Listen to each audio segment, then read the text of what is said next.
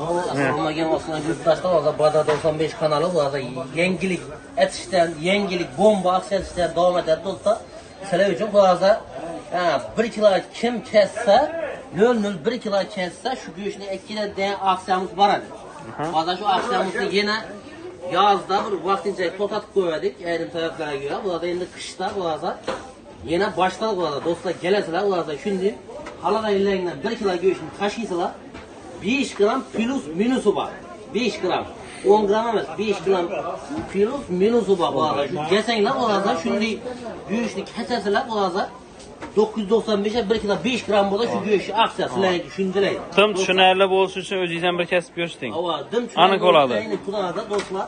Gelesiler. Ko'plar eshitmay ko'radi-da. Ava. Neyse. Xudoda endi tarazini yo'lab tushiramiz. Fikrini bilmaydi. Tarazini Endi o'zlaydi. o'zimizdan bir ders berdik. Dela interes. Ko'ring. Ya bir kesib tasha, ya shartlar hech qanday yo'q. Bir kez o şart Ava, emas. necha kuzoq asanlar ham, lekin darajaga qo'ymasdan burun. Xudoda yana hoppa. Yo'q, az kesmiz. Yani ko'proq ol kesmayamiz. Nasibni o'zim bildim yengilliginden do'stlar shunday farqi yo'q. Desanglar ya, ne ölçenglar, desanglar bir ya ne olur? Suyakdan ölçenglar narsa yo'q. Ava shu mesdagi o'tib turasizlar, so'ng qalanglar go'sht kesib tasanglar, xolos suyakdan taqlab, qalang yana yog'dan olingan, lekin darajaga qo'ymasdan burun chaynalab so'ng qo'yish kerak. Bir marta imkon beriladi. 5 gram plus minus. Günde cheklovsiz, yani 5 adam, 3 adam hadi günde xohlasalar kelib Xohlasalar. Lekin sharti bor.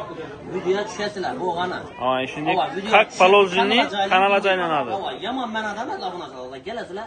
Go'shtlarimizni 95 ming so'mdan sifatli go'sht. Bazar 95. 95 ming so'mdan. Go'sht Biroqda 90 ming so'mdan beramiz do'stlar. Yetdinglar. Laytlamanglar, padishlamanglar. Men sizlar uchun izlanishdan to'xtanman. To'lqa, tekinga go'sht muvaffaqiyat topgan genglar. Adresni tushuntirib o'tadigan bo'lsak, bu yerda birinchi bozor, birinchi bozordan şimdi yarmarkaga kelib kelasiz, birinchi mesdani Muzaffar aka kutib olasiz.